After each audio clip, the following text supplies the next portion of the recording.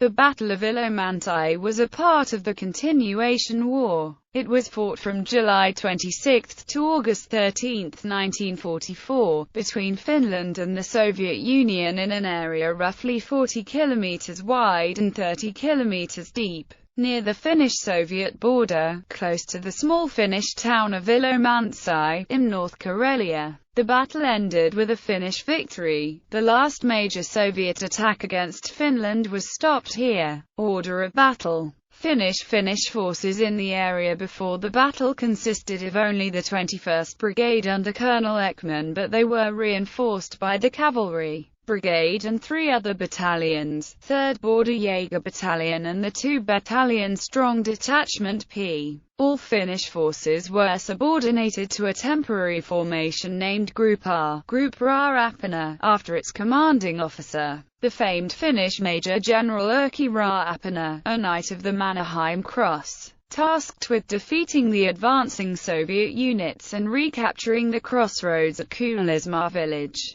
During the initial Soviet push, the sole unit defending against and delaying it was the Finnish 21st Brigade. As the front in the Karelian Isthmus was stabilized, the Cavalry Brigade was rushed to Ilomantsi to reinforce the 21st Brigade, bringing the Finnish strength on July 31, when the counterattack began, to roughly 13,000. Soviet General Merezgov's Karelian Front's forces advancing towards Ilomantsi consisted of 2 divisions of the Soviet 32nd Army under Lieutenant General Philip D. Garilenko, the 176th and 289th Rifle Divisions. Later, as the battle progressed and the advancing divisions were encircled, Soviet forces in the area were reinforced by the 3rd, 69th and 70th Naval Infantry Brigades and other formations. According to Soviet archives, at the beginning of the Karelian Front's offensive at June 21,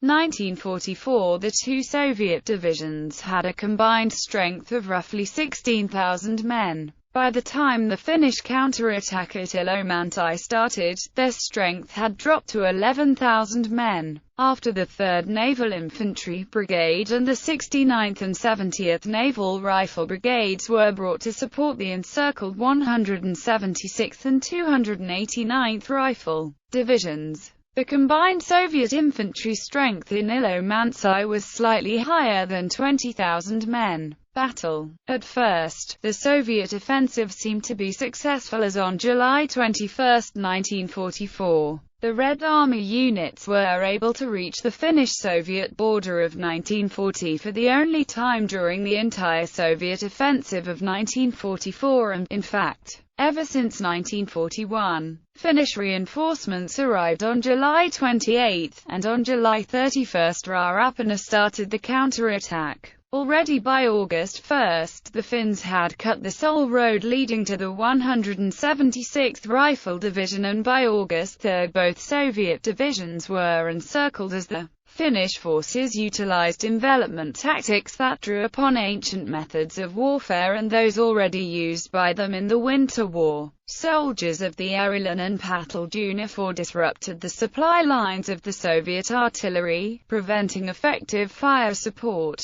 The Soviets deployed 3 brigades with armor support to open the road connections to the encircled divisions, but Finnish efforts prevented them. Renewed attacks distracted the Finns enough to allow the encircled Soviet forces to escape through the dense forests by abandoning their heavy equipment. Given the element of surprise and due to the superior numbers of the Soviets, the Finnish troops guarding the encircled divisions had little hope of containing organized breakouts, especially in the forests, and so many of the encircled Soviets managed to escape to their own side, with the last escaping on August 10. The Utrio area played a central role in General Ra-Apina's plan of defense. Fast-moving battalions from the Cavalry Brigade, experienced in forest warfare, drove through this area between lakes, as a wedge between the attacking Soviet 176th and 289th Rifle Divisions.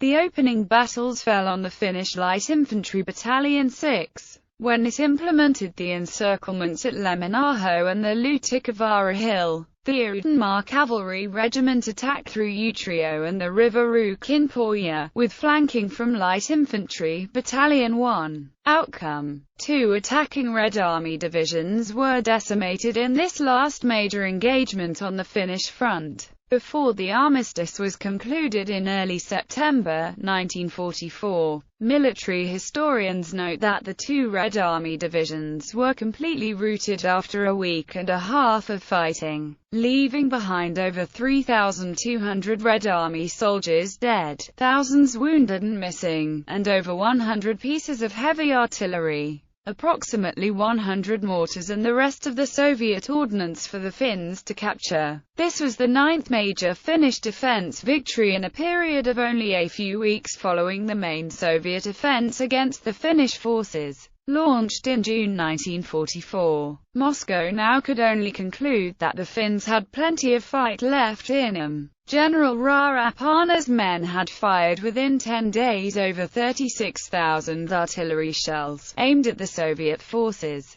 The Soviet artillery participating in Ilomantsi were able to fire only 10,000 shells during the same period. The main reason for the poorer Soviet artillery outcome was the Finnish disturbance tactics. For instance, a Finnish guerrilla detachment led by the Knight of the Mannerheim Cross, Lieutenant Heikki Nikkanen, destroyed a Soviet convoy of 30 trucks carrying artillery rounds to the battle scene. Impact: after the battle, Stauka brought its offensive to a halt and gave up its demand for Finland's unconditional surrender. The Finnish President Mauno Koivisto spoke at a seminar held in August 1994 in the North Karelian city of Joensuu, to celebrate the 50th anniversary of the Finnish victory in the crucial battle. The future president of Finland had witnessed this battle as a soldier in a reconnaissance company commanded by Finnish war hero and Knight of the Mannerheim Cross recipient, Captain Lauri Torni. In the summer of 1944, when the Red Army launched an all-out offensive, aimed at eliminating Finland, the Finns were extremely hard-pressed. President Koivisto declared, but they did not capitulate. "We succeeded in stopping the enemy cold at key points," the president said,